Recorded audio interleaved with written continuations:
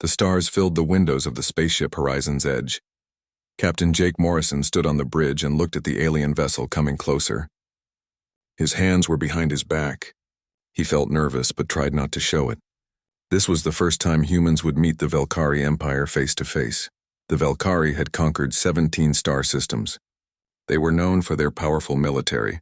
Everyone said they were dangerous. But today they wanted to talk about territory disputes. Jake hoped talking would prevent a war. "Captain?" "They are calling us," said Sophie Grant.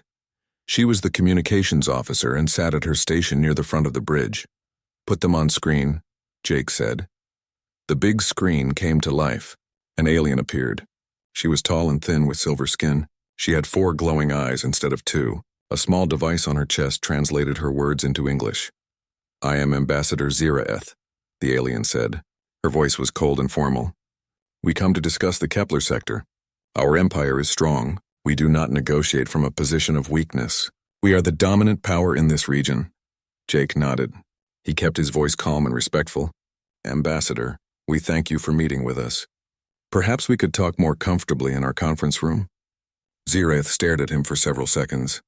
Her 4 eyes blinked one at a time. Finally, she agreed. "Very well. We will come to your ship." An hour later, 3 Velkari appeared in the transport room. Ziraeth brought 2 military advisors with her. Both advisors were male. Jake had studied the reports about Velkari culture. In their society, all soldiers were male. All leaders were male. Females stayed home and were protected. Jake walked to the door to greet them. The door opened automatically. Jake stepped to the side and held out his hand toward the corridor. "Please, Ambassador." "After you." Ziraeth stopped moving. She stood completely still. Her 4 eyes went wide. The 2 military advisors immediately put their hands on their weapons. The tension in the room became thick. "Is this a trap?" Ziraeth asked. Her voice was sharp. "Do you want to see if we are afraid of an ambush?" Jake was confused. "No, Ambassador. I am just being polite. Please go ahead." But Ziraeth did not move. She studied Jake carefully. She looked at his face, his body language, his crew standing behind him. She was searching for some trick or deception. "Explain this," she demanded. "In Velkari culture, the strongest always goes first. The strongest leads into unknown places. You are the captain of this ship. You are male. Our observations show human males are physically stronger than human females. Yet you want me to go first?" Sophie stepped forward before Jake could answer. "Ambassador, the captain is showing respect. In human culture, guests often go first. It is a sign of welcome." Ziraeth turned her attention to Sophie. Her 4 eyes examined the lieutenant closely. "You are female. Our scans confirm this, and you speak without permission from your captain." Sophie looked at Jake. He gave a small nod. She turned back to Ziraeth. "Yes, Ambassador. In human military, rank matters. Skill matters. Gender does not matter." Ziraeth was silent. She seemed to be thinking very hard. Finally, she walked through the doorway. Her 2 advisors followed close behind. But Jake could see they were tense. Their eyes kept moving, watching for danger. This simple act of politeness had upset them badly. They walked down the corridor toward the conference room. Ziraeth walked beside Jake. "Tell me, Captain, who is your best warrior?" Jake thought about the question. "That would be Commander Lisa Hayden. She is my tactical officer. She has won 3 fleet combat championships." "A female," Ziraeth said. It was not a question. It was a statement of disbelief, yes. "And she serves under your command willingly." "Of course. We work as a team." Ziraeth made a strange sound. The translator device could not turn it into words. It might have been confusion or shock. They reached the conference room. Once again, Jake gestured for the ambassador to enter first. This time she did, but her eyes never stopped watching him. Inside the room, drinks and food were set on the table. Both human food and Velkari food were there. Jake had made sure the aliens would feel comfortable. 7 humans sat at the table. 3 of them were women. Commander Lisa Hayden sat on Jake's right side. "Shall we begin?" Jake asked. But Ziraeth held up one long hand. "Wait, before we discuss territory, I must understand something. This courtesy you showed, letting me go first. Do human males do this for all human females?" Jake looked at his crew. This was not what he expected to discuss today. It varies by situation and culture. But yes, many human men do this. Even in battle? Commander Lisa leaned forward. Ambassador, in battle we follow tactical plans. Gender does not matter. But in social situations, many humans practice certain courtesies. One common practice is called ladies first. It means women go first in safe situations. Ladies first, Ziraeth repeated slowly. She was testing how the words sounded. Why would you do this? The question hung in the air. Jake knew this was important. The Velkari valued strength and power above everything. How could he explain human ideas of honor to aliens who thought differently? Because we choose to, Jake said. Treating others with respect is important to us. It does not matter if someone is physically strong or weak. Respect is what makes us civilized. It is not about fear. It is about honor. Ziraeth blinked all four eyes slowly. Honor. This word appears often in human communications, but I do not think it means what you believe it means. Jake realized the real discussion was just starting. The Velkari and humans saw the world in completely different ways. Territory disputes were simple compared to this. How do you explain your entire culture to someone who finds it impossible to understand? Ambassador, Jake said carefully. Perhaps we should start at the beginning. Tell us about Velkari honor. We will tell you about human honor. Maybe we can find common ground. Ziraeth sat down at the table. Her advisor stood behind her, still watching everything with suspicious eyes. Very well, Captain. In Velkari culture, honor comes from strength. The strong rule. The weak obey. Males are stronger than females, so males lead and females are protected. This is the natural order. This is how civilization survives, Sophie spoke up. What if females could be just as strong? Would that change things? Impossible, one of the male advisors said quickly. Females are biologically weaker. They must be preserved for reproduction. They cannot be risked in combat or leadership positions. But you just watched your female ambassador lead you onto an unknown ship, Lisa pointed out. She went first into potential danger. Does that not contradict your beliefs? The advisor looked uncomfortable. The ambassador is an exception. She is a diplomat, not a warrior. So Velkari females can be diplomats but not warriors, Jake asked. Diplomacy is done with words, not strength, Ziraeth explained. It is considered acceptable for females. But combat military service positions requiring physical courage, these are for males only. Why? Sophie asked simply. The question seemed to confuse Ziraeth. Because that is how it has always been. Because it is the logical way to organize society. The strong protect the weak. Males protect females. But what if the females do not want to be protected? Lisa asked. What if they want to choose for themselves? Ziraeth looked at Lisa as if she had said something crazy. Want? Choice? These concepts do not apply. We are discussing biological reality, not personal preference. Jake saw that this conversation could go in circles forever. The Velkari could not understand because they had never questioned their basic assumptions. They had built their entire civilization on the idea that males and females were fundamentally different in worth and capability. Ambassador, Jake said, I think we need more than words. Perhaps you should observe our crew for a few days. See how we actually work, then we can discuss what you have seen. Ziraeth considered this. You would allow us to observe your military operations?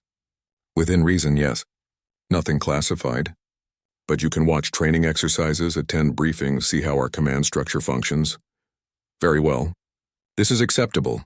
Ziraeth stood up. But I warn you, Captain, if this is some elaborate deception, the consequences will be severe. No deception, Jake promised. Just truth. Sometimes truth is harder to accept than lies. As the Velkari delegation prepared to leave, Jake walked them back to the transport room. At the door, he once again stepped aside. After you, Ambassador. This time Ziraeth paused only briefly before walking through. But Jake heard her say something quietly to her advisors in her own language. The translator picked it up. These humans are very strange, but perhaps there is value in understanding their strangeness. Jake smiled to himself. It was a start. A very small start, but a start nonetheless. Over the next few days, the Velkari would see things that challenged everything they believed. Whether they would accept what they saw or reject it remained to be seen. But Jake had learned one thing already. Ziraeth was smart and curious. She asked questions. She wanted to understand. That was more than he had hoped for. Maybe, just maybe, this meeting would lead to more than just a peace treaty. Maybe it would lead to real understanding between two very different species. The door closed behind the Velkari delegation. Sophie came to stand beside Jake. That went better than expected, she said. Or worse, Jake replied. We just challenged their entire worldview. They either accept it and change or reject it and become. 3 days passed. The negotiations moved slowly. The Velkari wanted complete control of the Kepler sector. The humans argued that both sides should share it. But under these formal talks, something else was happening. Zirath was watching everything. She watched Commander Lisa challenge Jake's ideas without fear. She noticed when Sophie corrected a male officer's mistake and he thanked her. Every interaction between human men and women seemed to fascinate the Velkari ambassador. On the 4th day, an alarm sounded. A distress signal came from nearby space. A civilian transport ship called the Starlight Dreamer was in trouble. The engines had failed and air was leaking out. Captain, the transport has about 200 people on board, Sophie said urgently. They have maybe 20 minutes before life support fails. Jake was already moving. All crew to rescue stations. Commander Hayden, work with engineering. We need to get those people off that ship now. He turned to Zirath. She had been watching from the corner of the bridge. Ambassador, we must delay our talks. We have people to save. Zirath tilted her head. The vessel is civilian. Yes, families, merchants, travelers. Then let it die. We have important business to discuss. Everyone on the bridge stopped and stared at her. Jake felt anger rise in his chest but pushed it down. Ambassador, those are living people. We do not abandon people in trouble. They are weak if their ship failed. The strong survive, the weak die. That is natural law. Lisa stood up from her station. Ambassador, there are 108 children on that ship. Are you saying we should let children die because of a machine breaking? Zirath looked genuinely confused. Children are their parents' responsibility. If the parents cannot save them, the children would likely be weak too. Why does this upset you? Jake made his decision. This discussion is over. Lieutenant Grant, tell the Velkari ship we are doing a rescue. Ask them not to interfere. All rescue teams get ready. Captain, Sophie said carefully, the transport is breaking apart faster than we thought. Our transporter can only beam up 15 people at a time. We would need 14 trips. We do not have enough time. Then we go in person, Jake said. Get Shuttle Bay 1 ready. I will lead the team. Lisa stepped forward. Sir, Shuttle Bay 2 is already prepared. I am a faster pilot than you. Let me take this mission. Jake wanted to say no. Every instinct told him to protect his crew. To take the most dangerous job himself. But Lisa was right. She was better at this. Go ahead, Commander. Take whoever you need. Lisa nodded and headed for the exit. She paused at the door. Lieutenant Sophie, come with me. I need your sensor skills to navigate the debris. Ensign Danny Wright, you too. We need your engineering knowledge to help survivors. Jake noticed Zirath had moved closer. Her 4 eyes were very wide. The female commander goes into danger first? And you allow this? I do not allow it, Ambassador. She chooses it, and I trust her to succeed. But she is female. Surely she is valuable for reproduction? Sophie turned back before leaving. She laughed, but it was not a happy laugh. Ambassador, I am valuable because I am good at my job. My ability to have children has nothing to do with my worth as a person or an officer. Zirath watched the 3 officers leave. Through the big window, they could see the shuttle launch. It raced toward the dying transport ship. The Velkari ambassador stood beside Jake.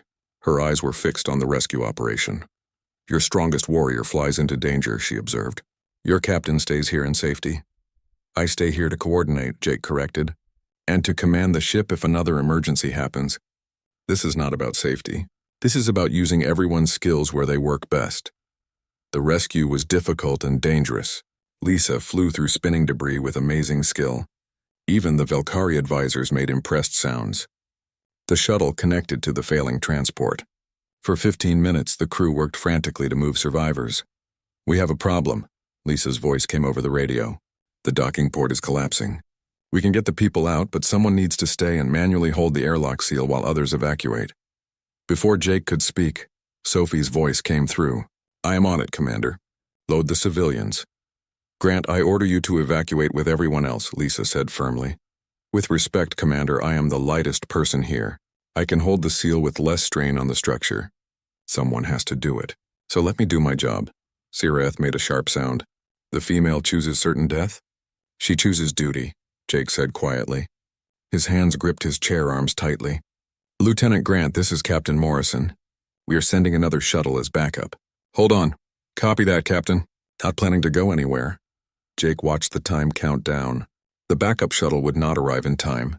Everyone on the bridge knew it. Then Lisa's voice came again. Change of plans. Ensign Wright, you pilot. I am staying with Sophie. We will both hold the seal and leave on the backup shuttle. Commander, you do not have to do this, Sophie began. Save it, Lieutenant. I am not leaving anyone behind. That is not how we work. Now let's get these people safe. Zirath turned to Jake. Her 4 eyes searched his face. Why do your females rush toward death? Why do you allow this? Jake met her gaze steadily. Because it is the right thing to do. Because every life matters. We do not measure someone's worth by physical strength or gender. We measure it by courage, skill, and willingness to help others. That is what honor means to us. The evacuation succeeded. All 200 passengers were saved. Both Lisa and Sophie made it back on the backup shuttle with only seconds to spare. The Starlight Dreamer finally broke apart in a shower of metal and fire. The Horizon's Edge and the Valkyrie ship stayed in position, watching what would have been a tomb for hundreds of people. When Lisa and Sophie returned to the bridge, Jake stood to meet them. Well done, both of you. Lisa gave a tired smile. Just doing our job, Captain. Zirath approached them slowly. She looked at Sophie first, studying her for a long moment. Then she did something shocking. The Valkyrie ambassador placed her hand over her chest in what looked like a salute. You chose death to save the weak, Zirath said. This confuses me. But I saw it. I cannot deny what I witnessed. Sophie was still catching her breath. We choose to protect people who need help. That is not weakness, Ambassador. That is a different kind of strength. Zirath turned to Jake. I must return to my ship and talk with my superiors. This honor you speak of, I need time to understand it. As the Valkyrie prepared to transport back, Zirath paused at the door. Without anyone telling her to, she stepped aside. She gestured to her male advisors. After you, she said in careful English. The 2 Valkyrie males froze. They looked at their ambassador with shocked expressions. But after a moment, they walked through the door ahead of her. Zirath followed, then looked back at Jake. I am not sure I understand, she said, but I'm starting to think there is more than one kind of strength. The negotiations, Jake thought, were about to become much more interesting. The Valkyrie left. The bridge crew remained looking at each other. Nobody spoke for several seconds. Finally, Danny broke the silence. Did that really just happen? Did we just teach an alien ambassador about gender equality? We showed her something different, Lisa said. Whether she learns from it is up to her. Sophie sat down at her station. Her hands were shaking slightly from the adrenaline wearing off. She saw 2 women risk their lives to save civilians. That challenges everything her culture believes. It does more than challenge it, Jake said. It proves their beliefs are wrong. Valkyrie females are not weak. They are just never given chances to be strong. Do you think she will change her mind? Danny asked. About females, I mean? Jake considered the question. I think she is already changing. Did you see what she did at the door? She let her male advisors go first. That might seem small to us, but for a Valkyrie that is revolutionary. One small gesture, Sophie said. All big changes start with small gestures, Lisa replied. Someone has to take the first step. Jake looked out at the stars. Somewhere out there, Zirath was on her ship thinking about what she had seen. A female lieutenant choosing to stay behind and risk death. A female commander joining her instead of fleeing to safety. 2 women working together, trusting each other, saving hundreds of lives. It contradicted everything the Valkyrie believed about females being weak and needing protection. Captain, Sophie said, I am getting messages from the rescued civilians. They want to thank us personally. Tell them we were just doing our duty, Jake said. Sir, one of them is a Valkyrie civilian. She was traveling on the transport. That got everyone's attention. A Valkyrie was on a human ship? Lisa asked. Apparently she is a merchant. Trades between different species. She says she wants to speak with you directly. Jake was curious. Put her through. The screen showed a Valkyrie female. She was older than Zirath with darker silver skin. Captain Morrison, I am Bellerin. You saved my life today. We saved everyone on that ship, ma'am. That is what we do. Yes, I saw. I watched your female officers risk themselves. This would never happen in Valkyrie space, never. Bellerin leaned closer to the camera. Captain, I have lived in both Valkyrie and human space. I have seen both cultures. Your way is better. Your females are free. They are strong. They choose their own paths. You seem to have strong opinions about this, Jake observed. I do. Because I am a traitor, my family allowed me some freedom.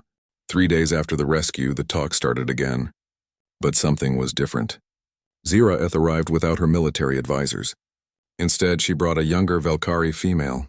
She introduced her as Tirasul, her daughter and student diplomat. The young Velkari watched everything with intense curiosity. Even more than her mother, she stared at the human women with open fascination. My daughter wants to learn about humanity, Ziraeth explained as they sat down in the conference room. I have told her what I saw, but she does not believe me.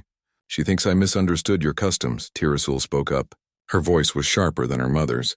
No species lets females face danger while males stay safe. It goes against all evolutionary logic.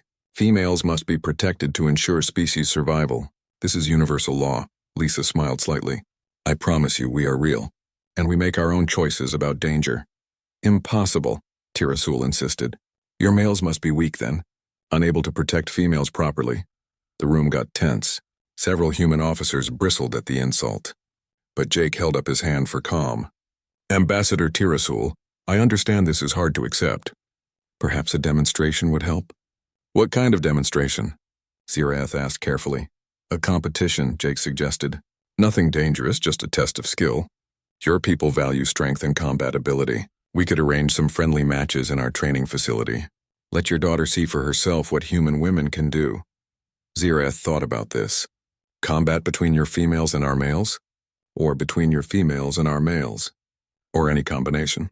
The point is to show that ability is not determined by gender. Tirasul leaned forward eagerly. I accept. I am trained in Velkari combat arts. I will fight one of your males and prove that females cannot match male strength. Actually, Lisa said, how about you fight me instead? The young Velkari's eyes widened. You, a female? Last I checked. And I promise to go easy on you. Tirasul stood up quickly. Her silver skin became darker, maybe with anger. I will not be mocked. Very well.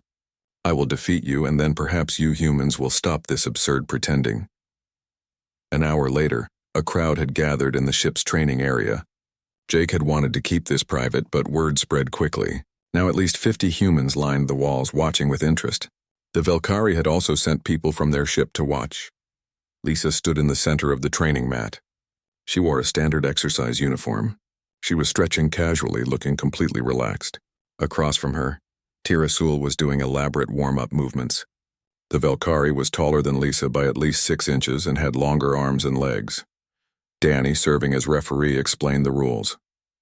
This is a friendly sparring match. First to 3 points wins. Points are scored by clean strikes to designated areas. No lethal techniques. If anyone yields, the match stops immediately. Understood? Both fighters nodded. Jake noticed that Ziraeth watched very carefully from the side. Her 4 eyes tracked every movement. Begin. Tirasul moved first. She struck with incredible speed.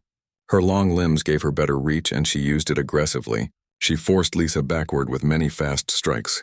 The watching Velkari made sounds of approval, but Lisa was not retreating in panic.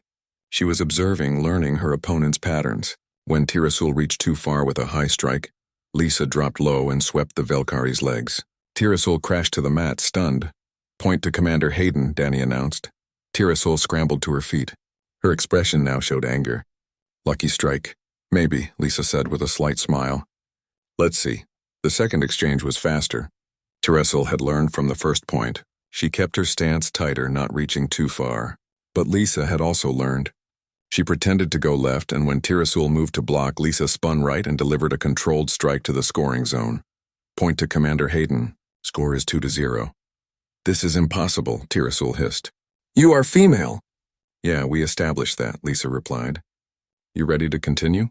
For the third exchange, Tirasul abandoned technique entirely. She charged with pure aggression. It was a mistake. Lisa sidestepped smoothly, redirected the Velkari's momentum, and used a perfect throw that sent Tirasul tumbling across the mat. Point and match to Commander Hayden. The training area erupted in applause from the human crew. The Velkari delegation stood in shocked silence. Tirasul remained on the mat for a moment, staring at the ceiling as if trying to understand what had just happened. Lisa approached and offered her hand. Good match. You are very fast. With some training in defensive techniques, you would be excellent. Tirasul looked at the offered hand with confusion. You help me? After defeating me? Why not? We are not enemies. This was just practice. Slowly, the young Velkari took Lisa's hand and let herself be pulled up.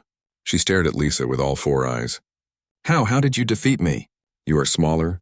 You are female. By all logic, I should have won easily.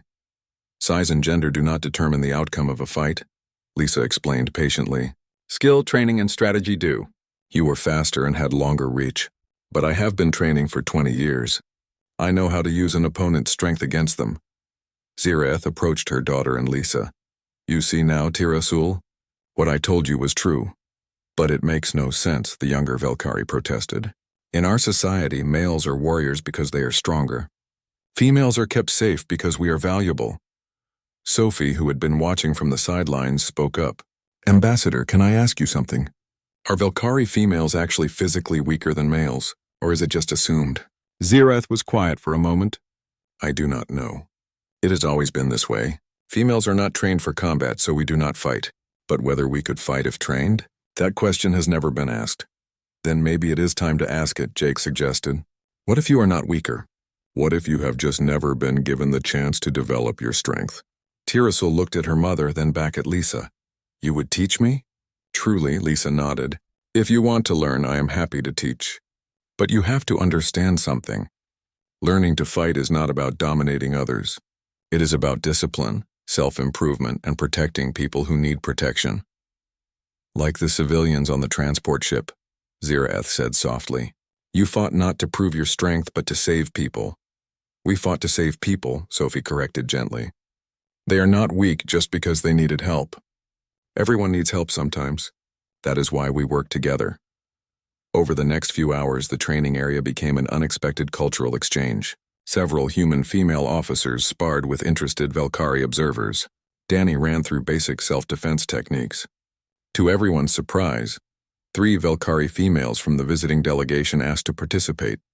Jake watched as Lisa patiently corrected Tirasul's stance, showing her how to maximize leverage rather than relying on raw strength. He saw Sophie explaining team tactics to a group of fascinated Velkari, and he noticed Zirath standing apart, watching it all with an expression he could not quite read. He approached the ambassador quietly. What are you thinking? Zirath turned her 4 eyes to him. I am thinking that perhaps my entire civilization has been built on a false belief. If females can be as capable as males, then why do we lock half our population away from power? How much have we lost by not allowing our daughters to contribute fully? That is a deep realization, Jake said. It is a disturbing one, Zirath corrected. My people have conquered 17 star systems. We pride ourselves on our strength and military skill, but if we are only using half our population's potential, then we are not as strong as we believe. We are limited by our own traditions. She looked at him directly. Your people let females go first.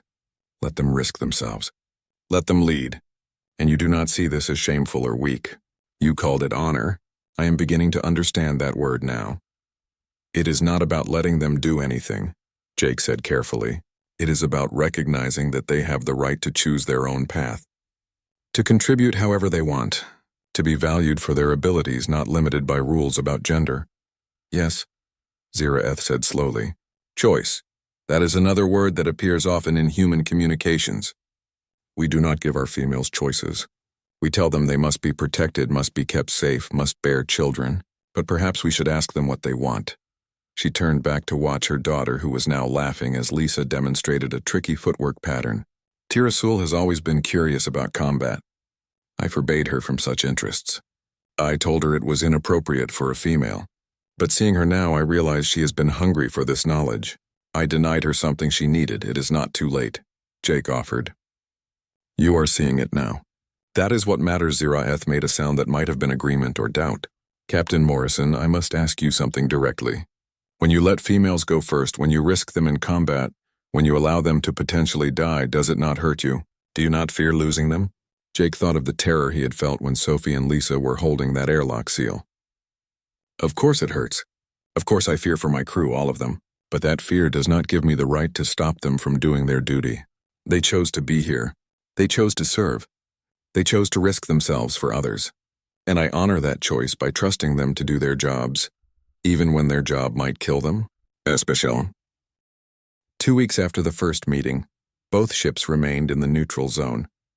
The territory talks had changed into something much bigger.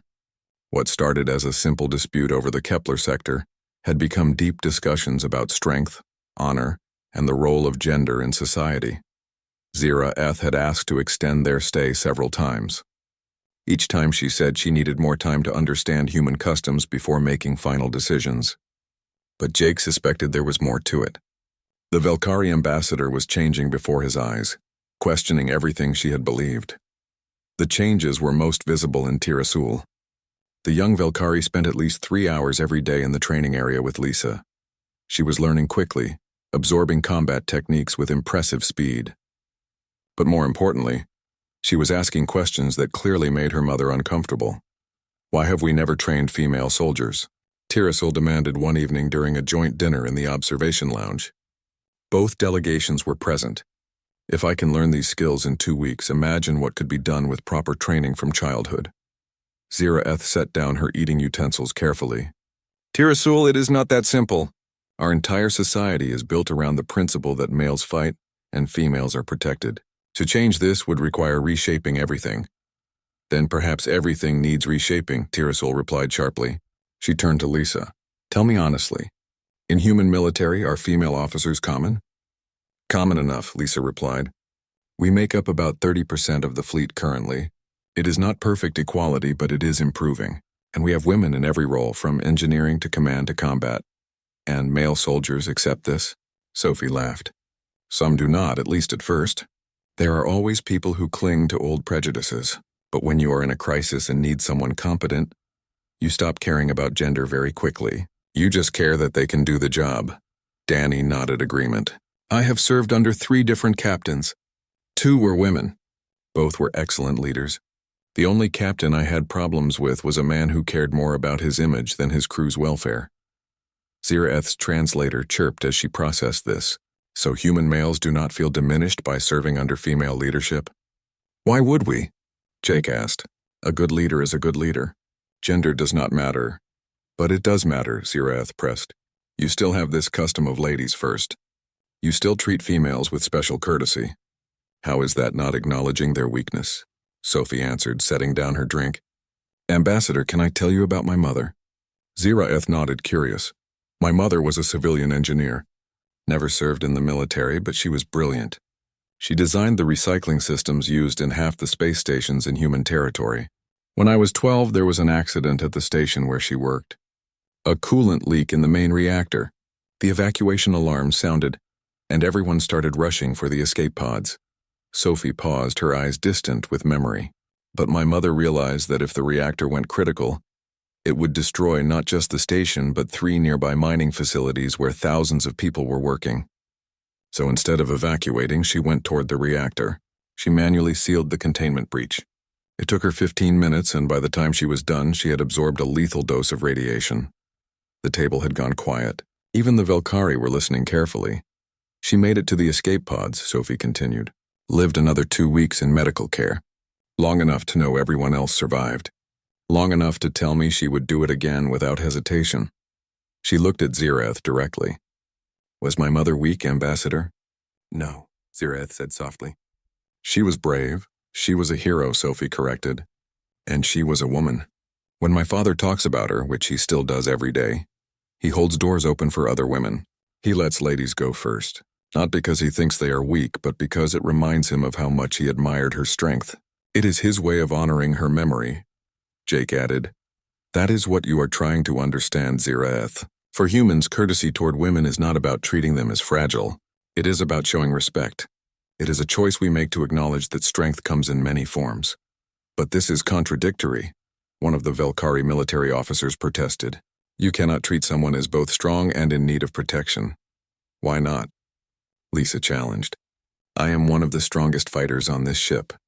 That does not mean I cannot appreciate when someone holds a door for me. Those 2 things are not mutually exclusive. Tirasul was nodding eagerly. I understand. It is like combat is one aspect of interaction, but daily life is another. In combat, you treat each other as equals. In social situations, you show kindness as equals. Neither diminishes the other. Exactly, Jake confirmed. Zirath stood quickly and walked to the observation window. The stars stretched out before her, distant and cold. The rest of the table fell silent, waiting for the ambassador to speak. I have sent reports to the Velkari High Council, she said finally, not turning around. I have told them what I witnessed here. The rescue of the civilian transport, the combat capabilities of your female officers, the way your crew works together without regard to gender hierarchies. She turned back to face them, her 4 eyes reflecting the starlight. The High Council is divided. Some wish to immediately end negotiations and declare you all insane. Others are curious, and a small number, very small, are asking dangerous questions. Dangerous, Jake prompted. Dangerous to the foundations of our empire, Zirath explained. If females can fight, then why are they not allowed in our military? If they can be strong, why are they forbidden from most professions? If they can make choices about risking their lives, why do we make all choices for them? She spread her hands. These questions threaten everything the Velkari Empire is built upon. Change is always threatening, Sophie said gently. But that does not make it wrong. No, Zirath agreed. But it does make it painful. Tirasul stood and joined her mother at the window. Mother, when we return home, what will happen to me? What do you mean? Will I be allowed to continue my training? To pursue combat skills? To make my own choices about my future? Zirath was quiet for a long moment.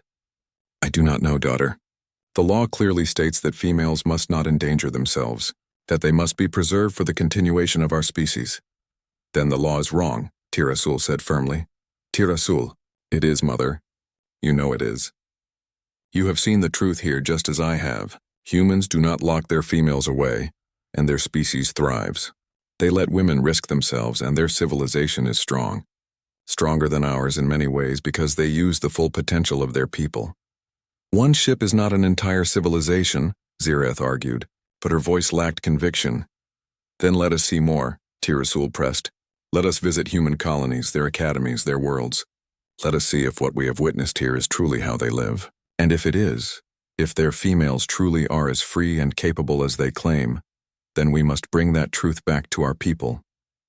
Zirath looked at Jake. Would you permit such a visit? A more extensive cultural exchange?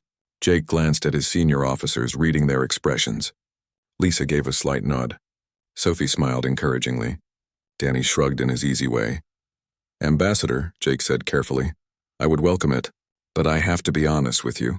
If you dig deeper into human society, you will find it is not perfect. We still have inequality. We still have people who discriminate based on gender or race or other factors. We are not some perfect world. But you are trying, Zirath said. You have ideals and you work toward them even if you do not always succeed. That is more than the Velkari Empire can claim. We have never even asked the questions you have answered. Then ask them, Lisa suggested. Start asking those dangerous questions. See where they lead. Zirath made a decision. Captain Morrison, I propose we expand our negotiations. Not just territory, but cultural exchange. Let my delegation visit Earth, see your academies, your military training facilities, your civilian communities. Let us understand how you actually live, not just how you present yourselves. And in exchange, Jake asked. In exchange, I will invite human observers to visit Velkari worlds, to see our society as it truly is. Perhaps outside eyes will help us see what we have been blind to. It was an unprecedented proposal. First contact rules typically limited interaction to diplomatic ships and formal negotiations. Allowing deep cultural exchange, especially when fundamental values were so different, was risky. But Jake thought about Sophie's mother, sacrificing herself to save thousands. He thought about Lisa rushing into danger because she chose to. He thought about all the women throughout human history who had fought for the right to be seen as equals. I will have to get permission from Fleet Command, Jake said. But speaking personally, I support the idea. I think both our species could benefit from understanding each other better. Zirath placed her hand over her chest in that salute gesture she had learned. Then we have the foundation of a real alliance, Captain. Not built on military might or territorial conquest, but on mutual respect and the willingness to learn from each other. To new beginnings, Jake said, raising his glass. To honor, Zirath replied, raising hers. To choices. Tirasul added with a defiant smile that made her mother sigh but also, perhaps, smile just a little. As they toasted, Jake noticed something interesting. When 3 months later, Jake stood in the main hall of Starfleet Academy on Earth. He watched as the first group of Velkari observers arrived. The cultural exchange had been approved by both governments, though not without serious arguments on both sides. The Velkari High Council had nearly fallen apart over the decision. On the human side, many questioned whether inviting an aggressive military empire to study human society was wise. But here they were. 20 Velkari delegates, including Zirath and Tirasul, stepping onto the grounds where humanity trained its future officers. Admiral Kate Pierce, the head of Starfleet Academy, stood beside Jake. "This is either the beginning of something wonderful or a disaster waiting to happen," she said quietly. "Maybe both," Jake admitted. Zirath approached. Jake was struck by how much she had changed in just 3 months. The stiff, formal ambassador he had first met was gone. In her place was someone who moved with less certainty but more openness, someone who looked at the world with curious eyes rather than calculating ones. "Captain Morrison, Admiral Pierce, thank you for hosting us." "Welcome to Earth, Ambassador," Kate replied. "I understand you are eager to begin." "Very eager," Zirath confirmed. "My delegation is prepared to learn everything you are willing to teach." Over the next few weeks, the Velkari observers were immersed in human culture. They attended classes at the academy, watched training exercises, visited civilian communities, and most importantly, they talked with hundreds of humans about their lives, their choices, and their understanding of gender equality. Jake stayed with them for the first week, watching their reactions carefully.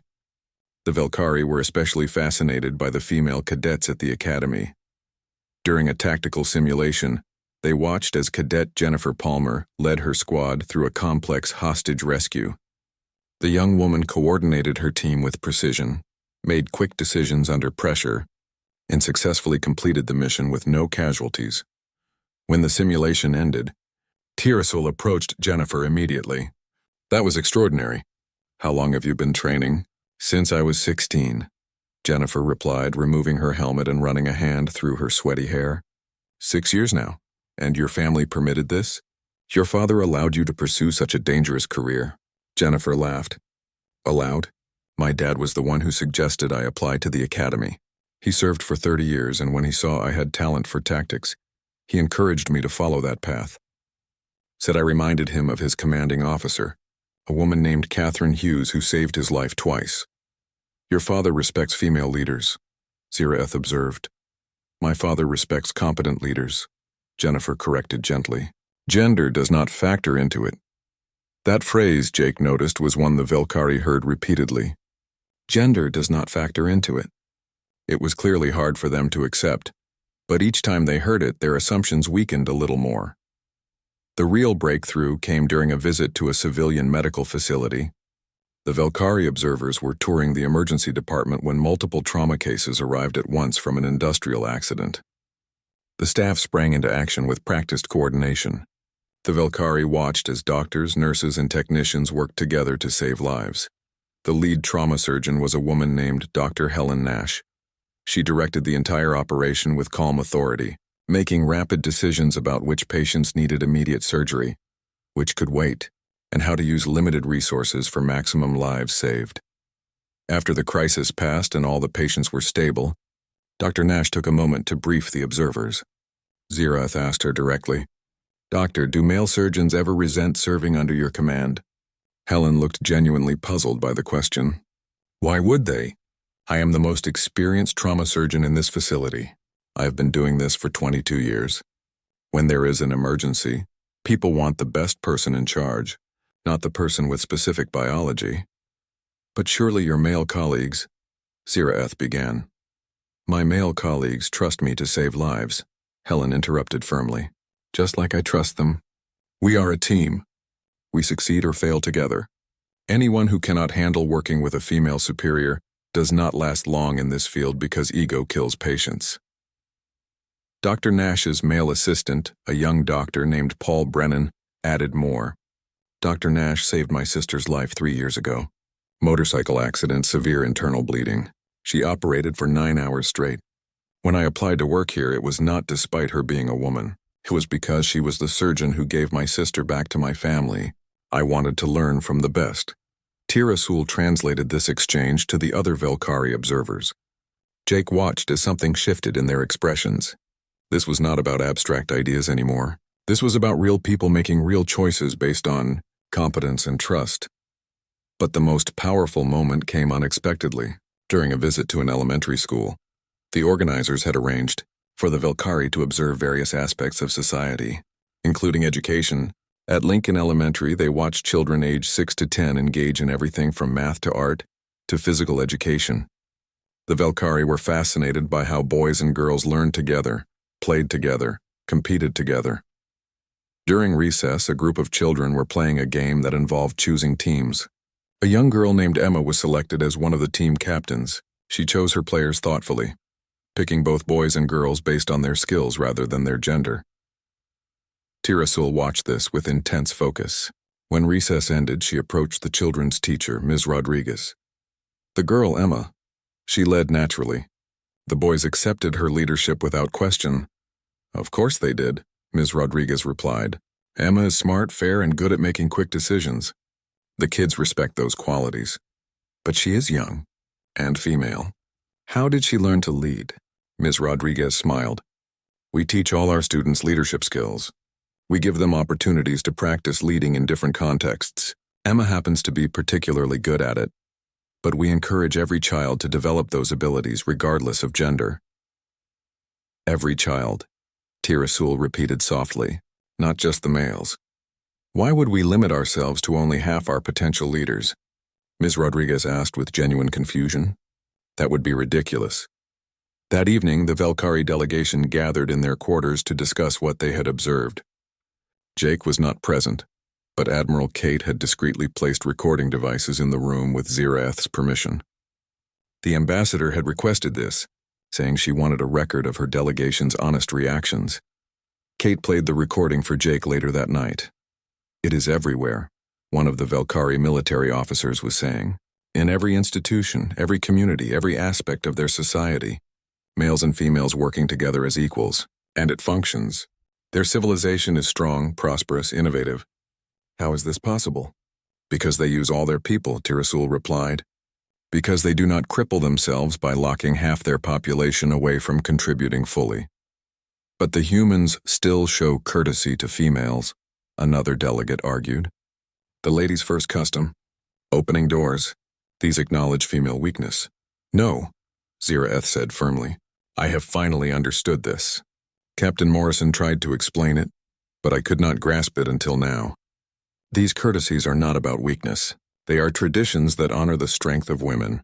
The human male who holds a door for a female is not saying she cannot open it herself.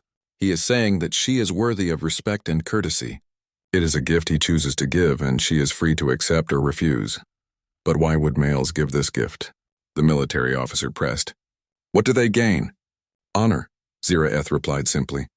They gain honor, not the honor we understand, which comes from domination and conquest, but a different kind of honor that comes from treating others with dignity and respect, from choosing kindness even when they have the power to be cruel.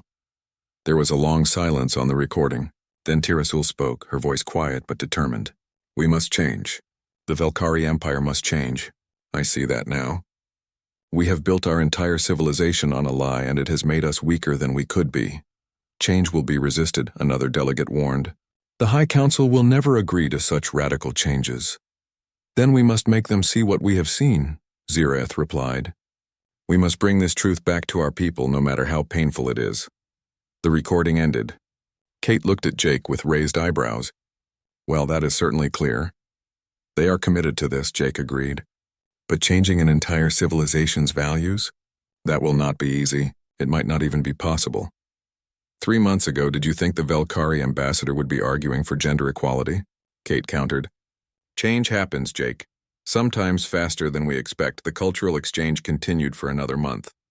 The Velkari observed human military operations, visited research facilities, attended university lectures, and spent time in dozens of different communities. They talked with female pilots, engineers, scientists, politicians, and soldiers. They saw women leading, creating, fighting, and building, but they also saw the imperfections. They witnessed discrimination that still existed in some places. They heard stories from human women about struggles they had faced, barriers they had overcome, prejudices they still battled. The Velkari learned that gender equality was not something humanity had achieved perfectly, but something they were still working toward.